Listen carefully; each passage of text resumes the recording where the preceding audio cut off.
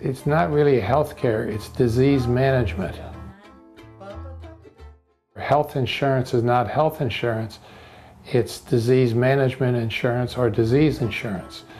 And it seems to pay for anything that gets rid of the symptoms of the problem, whether it be a tumor mass or aching feet or headache or heart disease, rather than helping the body reverse that.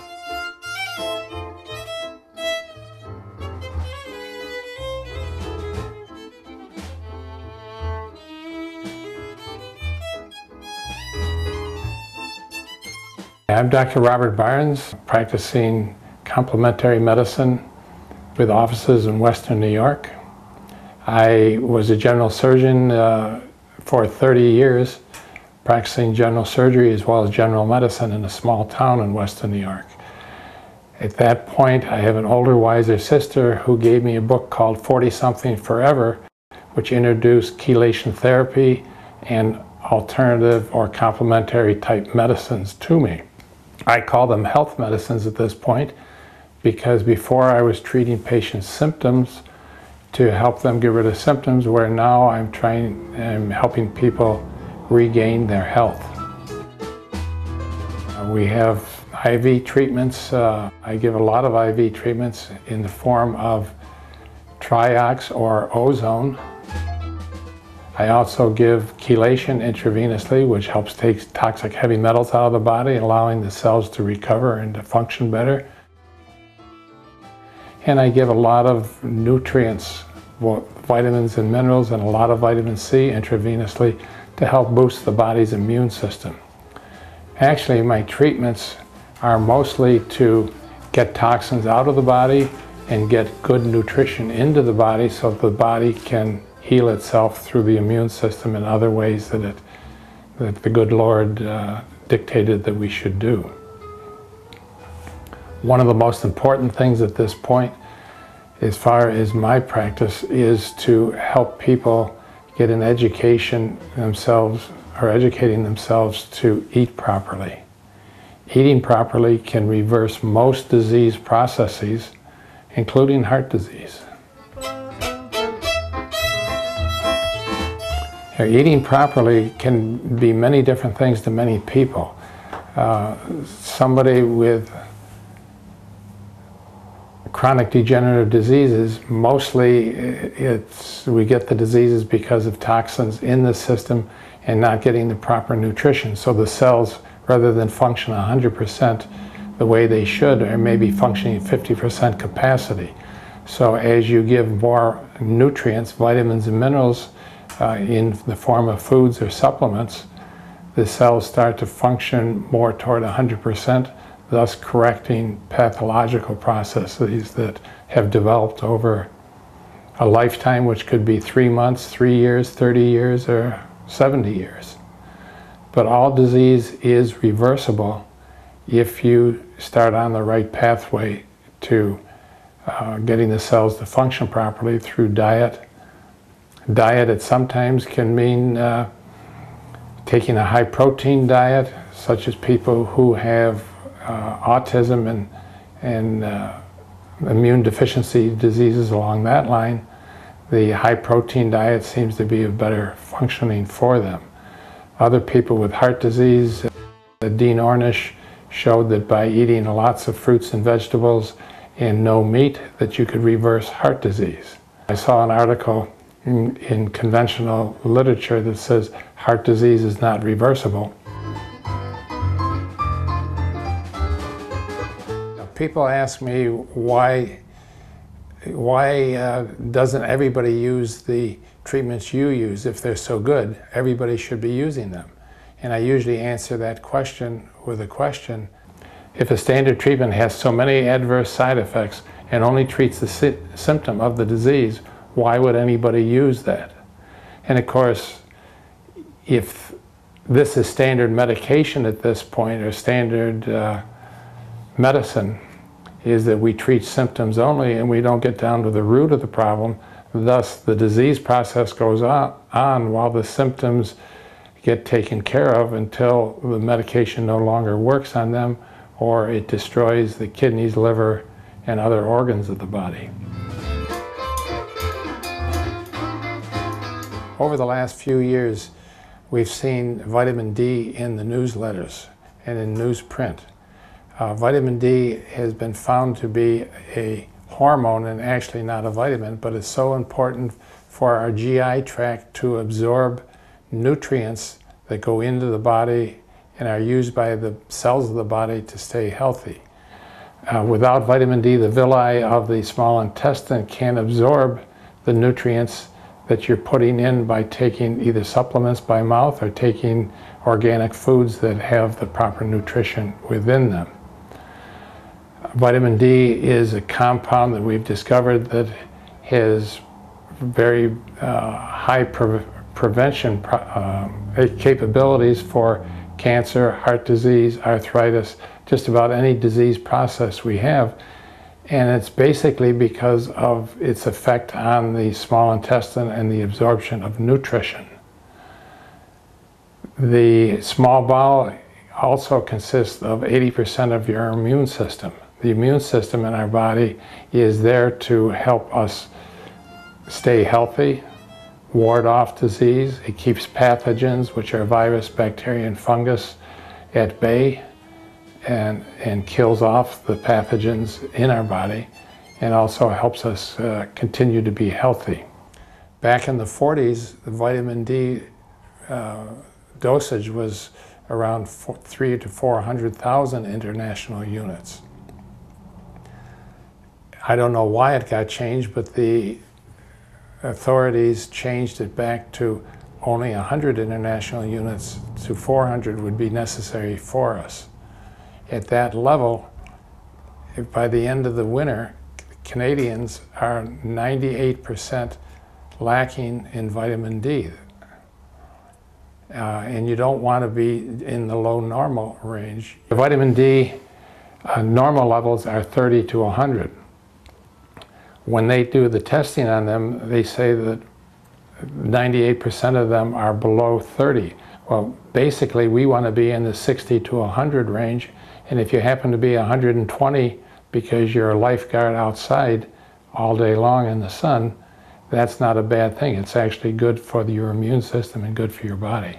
So vitamin D has become a very important nutrient for us to make sure that we consume, either through staying out in the sun a little longer or through nutrition, through the pills. You know, one of the other ways that vitamin D does help the body is the killer cells of the body, or the T cells of the body. It gives them a boost, and they thrive with vitamin D in the system, and they don't thrive without it, which means that the cells that protect us against disease processes are diminished if you don't have enough vitamin D. By the end of the winter, anybody that lives north of Atlanta, you're getting a very, very high percentage with vitamin D deficiencies. And I see a lot of people in my practice where normal is 30 to 100, they'll come in with a reading of 6 or 8. And as soon as you start giving them vitamin D, their backache can disappear, their energy level can come up.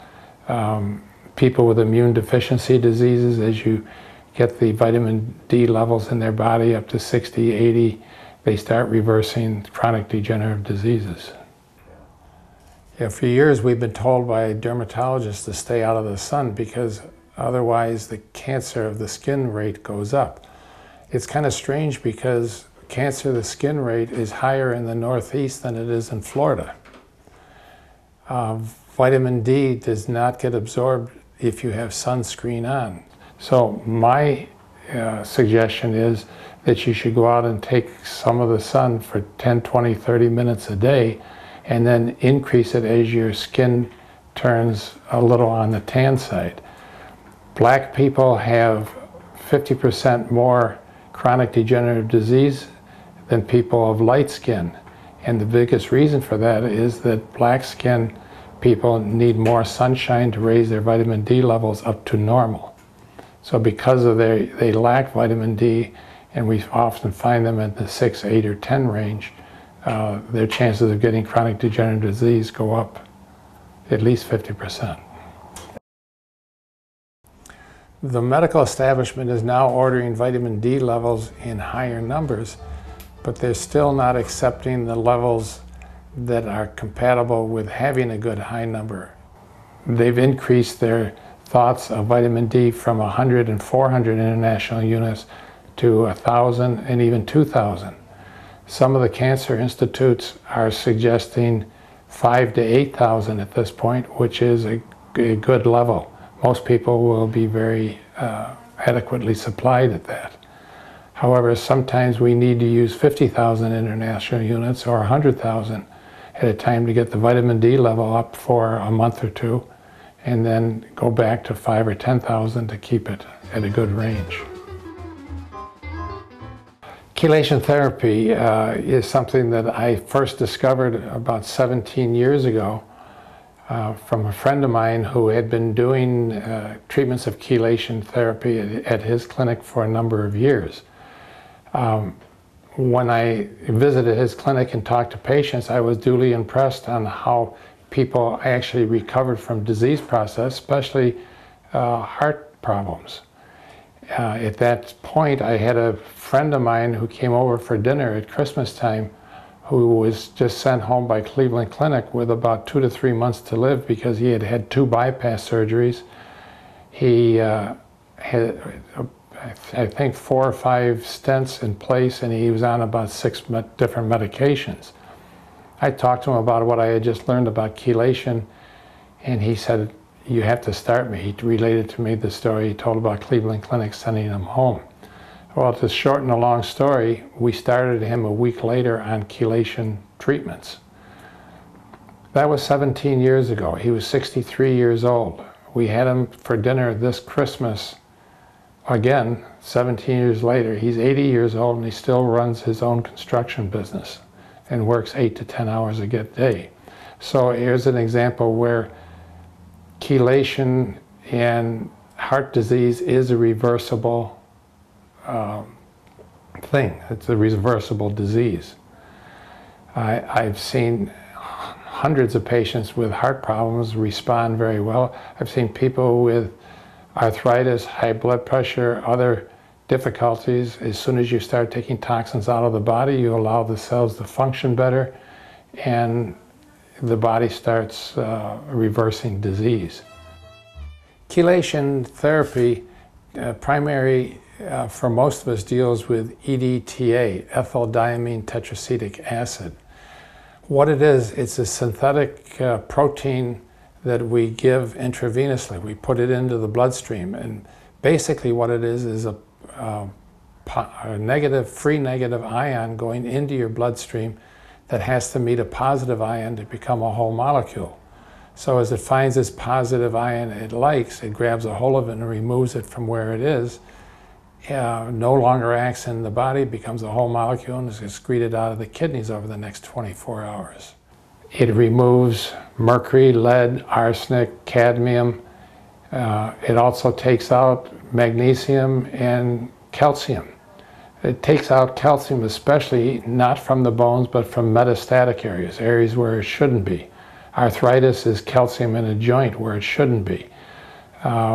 Plaque is calcium in the arteries in an area where it shouldn't be. So as it takes these ions out atom by atom, you start to reduce plaque, you start getting calcium out of the blood vessels as well as other areas of the body, and the body starts responding by going into a healing mode and reversing disease. We seem to be getting a lot more Alzheimer's disease these days compared to 50 years ago.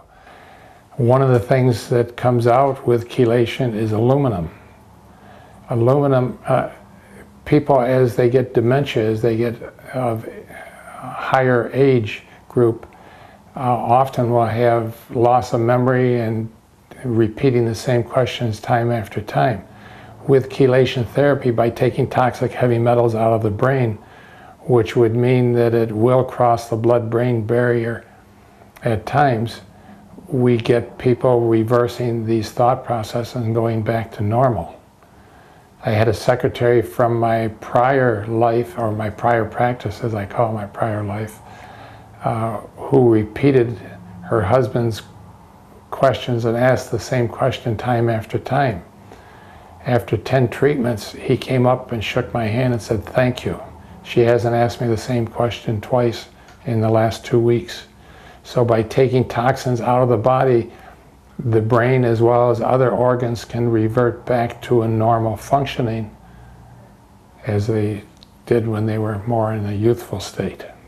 Heavy metal is a very big problem, and it's getting worse. 300 years ago, we probably have about 1,000 times more lead in our system than we did 300 years ago, before we had the leaded gas and all the other things, pipes and into our homes and that type of thing. Of course, dentists have been putting mercury amalgam fillings in our mouth for at least the last 100 years because they last very well. However, they spill out mercury into the system, which creates all types of mental as well as physical problems. Our air is becoming more and more polluted. As we know, the bears up in the Arctic have different heavy metals in their system, such as mercury, that comes in through the air, as well as the animals and fish that they get to hunt for. I've been doing chelation therapy for the last 17 or 18 years. About 7 or 8 years ago, I started using rectal suppositories in the evening along with an antibiotic to help the body recover and take out heavy metals. I haven't seen any hard evidence that the rectal chelation actually takes out more heavy metal. And I never did see the results that I would get with IV chelation. So I have to suspect that it's not as efficient, and I don't know the reason that it wouldn't be. But it doesn't seem to get the clinical results from the standpoint of reversing disease process that I noted before. When you're exposed to heavy metals, they're in the bloodstream for about 2 days. And after 2 days, they get tucked away in the tissue of the body. Now, if somebody had exposure to lead, let's say, and they had a high lead level in their blood, if we checked it a week later by testing the blood, the lead level would be within acceptable limits. So, which means that it drops down very low at that point. In order to get the proper reading of how much lead is in the system or other toxic heavy metals, we use the EDTA chelation and DMPS, which is another chelating agent, to latch on to the heavy metals and then draw them out through the urine or expose them to the urine so they will come out in the urine. We can test a 6 to 8 hour urine sample for heavy metals and get a good idea of what is coming out of the body at that point, and thus what type of storage we have of heavy metals in the body. I've done the reports on times where people have been exposed at work, and my reaction in conventional medicine, well, of course, you got a lot of lead, mercury, and other things coming out. You use the chelating agent, but it's not in their blood. Well, it's not in their blood because God doesn't intend it to be in the blood very long. He tended to tuck it away in the body so it didn't create problems. So the only way of testing is really to give a chelating agent and then finding out what is coming out and in what ratio, and then testing infrequently to see how much less is coming out with time and treatment. The FDA comes into play here. The FDA approved chelation therapy 70 or 80 years ago, now that I think back, for the use in lead poisoning. It was used heavily in children at that time because of the lead paints and different things, and children are don't have the capacity to soak up the lead as well, so they get poisoned easier.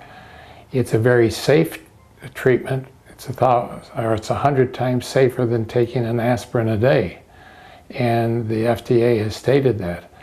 But they haven't given an approval for reversing heart disease or other disease processes. So the medical profession, because the pharmaceuticals haven't pushed it after the patent ran out on the medication, the pharmaceuticals can't make any real money on chelation where they can on heart disease and medications for other diseases. So it hasn't been exposed to the medical community as much as it should be. I've had people come in to relate to me that they talk to their doctor about chelation therapy, and the response is, don't do it, it's dangerous, or you can waste your money that way if you want to waste your money. If you don't want to waste your money, come in and I will help treat the symptoms of your heart disease for the next 20 or 30 years, and we will go forward with that. But basically, it's a negative feeling because we, as conventional physicians, which I was for 30 years, aren't exposed to the benefits or even that chelation therapy is an option for any type treatment.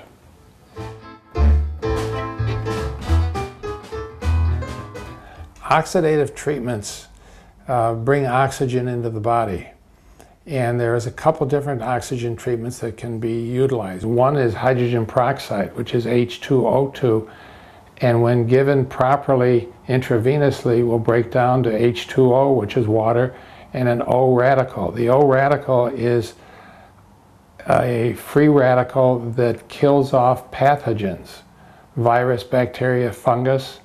Also, it helps boost the immune system, and interestingly enough, cancer doesn't live in oxygenated tissue.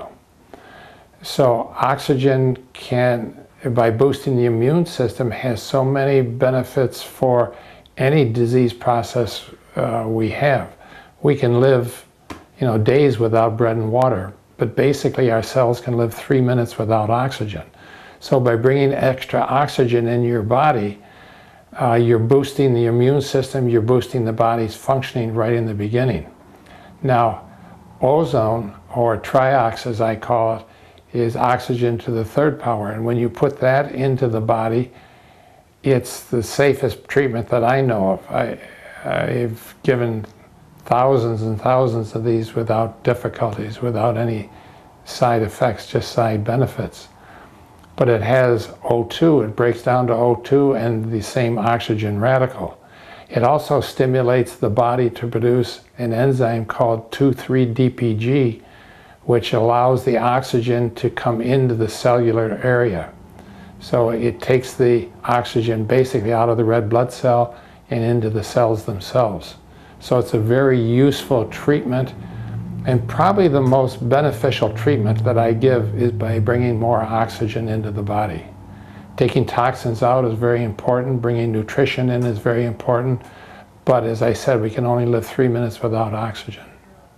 Giving ozone, or giving the triox, as I mentioned, can be done in different ways. We can utilize rectal insufflation. We can put a catheter into the rectum, insert maybe 500 to 750 cc's of the ozone gas, remove the catheter, and the body will then absorb the ozone through the bowel wall into the bloodstream and right out into the cells of the body to kill off pathogens. We can also give ozone, which we do. We do give it rectal insufflation in the office, but mostly we give it intravenously. We tap a vein as we would at the bloodmobile, collect up to 150 cc's of blood in that bag, and then stop it, put ozone gas, which we collect in syringes from a machine that we have, into the bag, and we match the amount of blood that we have, usually 150 cc's. Shake that up, it turns a brighter red, and we give that back to the patient. It takes about a half hour to do, and as I said, it's not a dangerous procedure at all, and it's so beneficial to the body's immune system. Hydrogen peroxide is a different matter. We give hydrogen peroxide by putting hydrogen peroxide in a bag of 250 cc's of water and then give that intravenously. There again, a very safe procedure. When I first started doing this 17 years ago, I'd go to a meeting and there would be 50 to 100 physicians. Now at our meetings, I see more than 400 or 500 physicians. And this is just a small part of the physicians around the country doing chelation and other intravenous health treatments. In New York State, unfortunately, we don't have a lot of physicians. Probably 40 physicians in the whole state. In the state of Florida, in our registry, we have probably 200 physicians doing this type of treatment. Now, not all these, there are many more physicians doing that, but they're not in the organization that I'm associated with, which is the American College for Advancement of Medicine. So there are getting to be more and more physicians doing this type of procedure because we want to see our patients become healthy, not just get rid of symptoms. The insurance, you know, we say that in fact, we're in a program now for healthcare in the United States. It's not really healthcare, it's disease management. And healthcare or health insurance is not health insurance, it's disease management insurance or disease insurance. And it seems to pay for anything that gets rid of the symptoms of the problem, whether it be a tumor mass or aching feet or headache or heart disease, rather than helping the body reverse that. So most insurances do not pay. Out in the state of Washington, if you are insuring health care, and you really are insuring health care because it can be used for naturopaths and other people who do chelation and other treatments, as well as for your conventional doctor that treats the symptoms of disease processes. It's strange because in Western Pennsylvania, chelation is paid for routinely by Blue Cross and Blue Shield. In Western New York, they don't pay for anybody for chelation therapy. So most of the services for the doctors that are doing alternative health care do not get paid for. You know, as if I go along further and further in this, I'm just astonished at what I see and how people recover their health. And disease processes that are when they come in for treatments, and they have treatments of chelation, ozone, hydrogen peroxide, and vitamins and minerals, the reversal of disease and the alleviation of symptoms that I see. I was in practice with my brother and my nephew at the time that I left, and both of them didn't want to know anything about chelation or what I was doing. After 2 years in practice, my brother had a heart problem for which he did chelation and reversed his heart disease very nicely, but my nephew still wasn't accepting to that because we have been brainwashed into this, and I know that I was that way for 30 years, so I'm not astonished that other doctors don't look at it. It's going to take young people finding out about health, which we're getting more information all the time. Even some of it on television is positive for health. And it'll take the young people to learn this, and then the older doctors to die off before we find a reversal in our healthcare system. Right now, our healthcare system is breaking the bank, and it's not helping us stay healthier. We're a nation that spends the most money, by far double any other nation per capita, on quote, healthcare, and we're 48th on the list of healthy countries. In order for us to have optimum health for ourselves, it's what we do for ourselves. It's not what anybody else can do for us. And the best thing that you can do is to read some books on health. There are a couple excellent ones. One is put out by a ditzy blonde, as she was called for years, by the name of Suzanne Sumners, who's really a brilliant female, who has produced a number of books, but her latest one, which I think is an excellent book on cancer, is called Knockout by Suzanne Summers. She reviews 7 or 8 doctors who are treating cancer with non-toxic preparations. There's also a book called Wellness Against All Odds by Sherry Rogers, MD. It's an excellent book about health and what you need to do for yourself to get yourself into a healthy state. And you can read and reread that book multiple times and learn so much about diet, exercise, and all the other things that bring us into good health. There's so many things with foods that are against us. The high fructose corn syrups and all that they say don't throw up your blood sugars, but are killers to us. MSG in the foods that increase the salt intake that we have.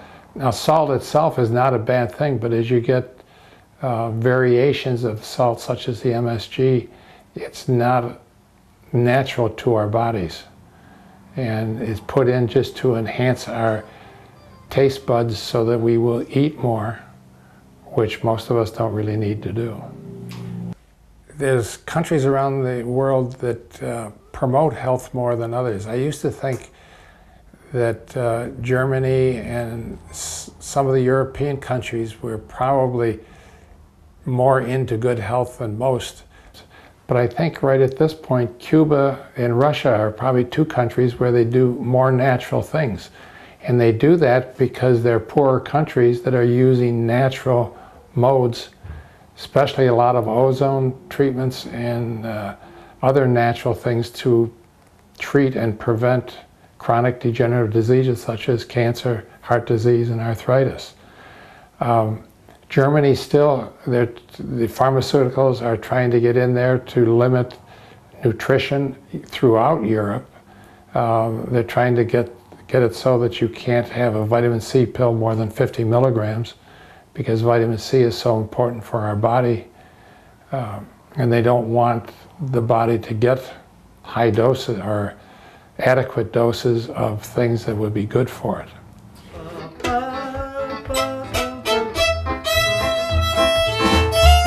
In order for us to have optimum health for ourselves, it's what we do for ourselves. It's not what anybody else can do for us. And the best thing that you can do is to read some books on health.